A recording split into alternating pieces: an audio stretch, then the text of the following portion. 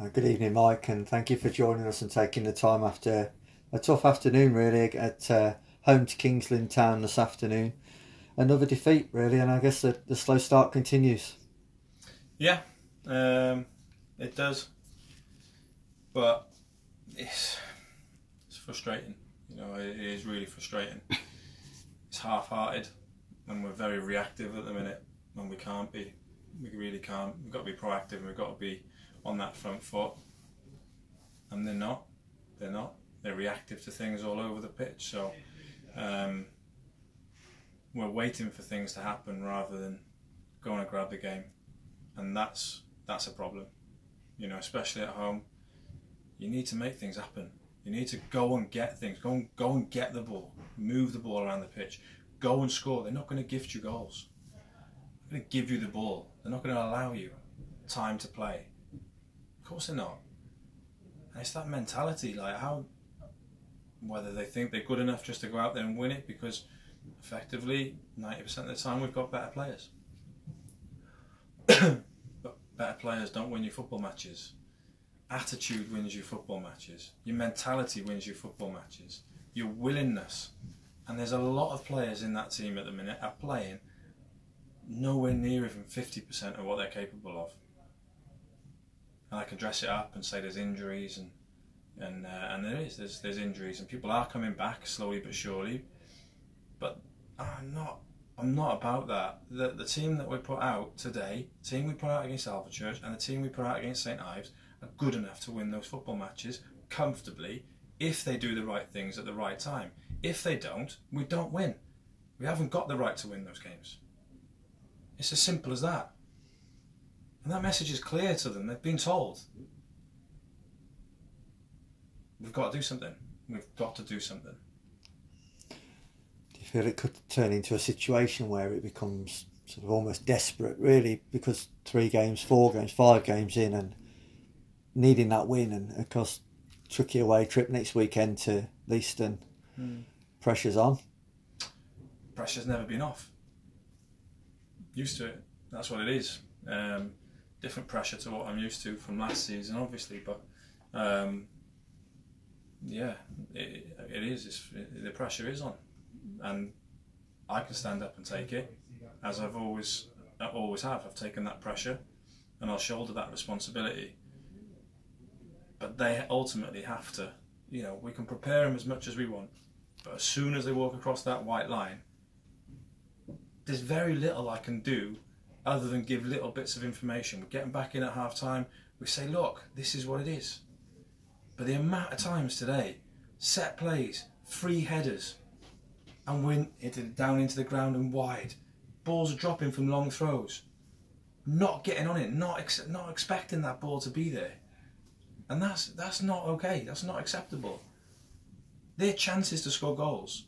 And if we're not going to score goals, we're not going to win games. And that's how we're going to score goals. It's there, the chances are there. The chances are there against Alvechurch, penalty. But unless you take those chances, you're not going to win games of football. The other end, how many chances did they have? They could have had 3 goals. He's missed 2 sitters, the lad, and then the other one was a good finish. But again, their goal is soft. We get pinned at the back stick and it just rolls to somebody that's unmarked. Criminal. How can you have an unmarked player in your box? And it comes down to communication. If you can't look around you and see that there's a danger and pull one of your teammates to put them there, you can't play. Yeah. We've got to do something about it. And you say the 3 games in a week, it can turn just like that. 3 games in a week, they come thick and fast. But we've got a big week ahead now where we've got some decisions to make, because I think we've got the best players. I think we've got fantastic players. But if they're not willing to work, then we'll have to change them.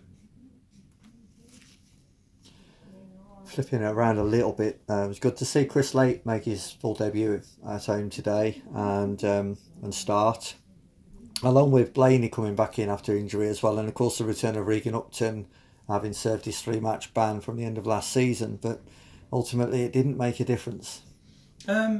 Yes and no. I thought Shane did fantastically well, and Regan, to be fair, I think it did make us a bit more solid. We won a lot of first contact, and and defensively I thought we weren't, we were good, and we were able to play the ball through the three of them and get them loads of possession and passing the ball through into the middle third, and we did that, especially first half, and we were switching from side to side.